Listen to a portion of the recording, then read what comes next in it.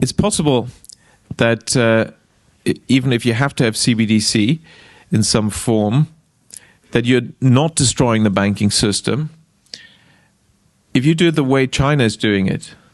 Now, you have to remember, China only recently introduced their banking system, and it seems they were not willing to already give it up. They have already CBDC. It's still a pilot project, but it's introduced, among millions of people already.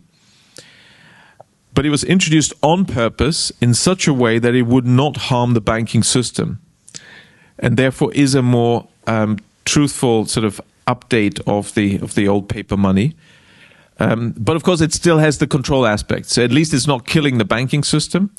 The way they do this is by requiring you to have a bank account in order to get CBDC. So it's not a direct account at the central bank. It's only through your bank that you can get it.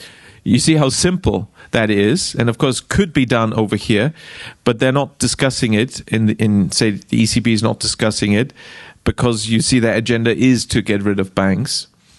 But this alternative exists. But then, of course, the key problem is this control aspect, which at the moment they haven't stepped up in China, but that can be introduced any time. And that, of course, is a concern. Also, they never talk about the nature of this CBDC. What is it actually going to look like? They never talk about that. Right. But I heard one European central banker tell me what it's going to look like. He saw it. He was invited to one of the old central banks in Europe that are very much promoting this, and they showed him. And he's a top executive director of another central bank in Europe, and there's no reason to believe that he was telling me a story. And it was around this large and would be implanted under your skin.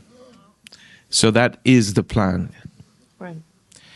And of course that has other implications on top of what we've mentioned, on top of the control aspects, because that actually enters your body, in my view, violates human dignity, and can be then used for, even in terms of functionality, beyond the monetary and economic transaction purposes.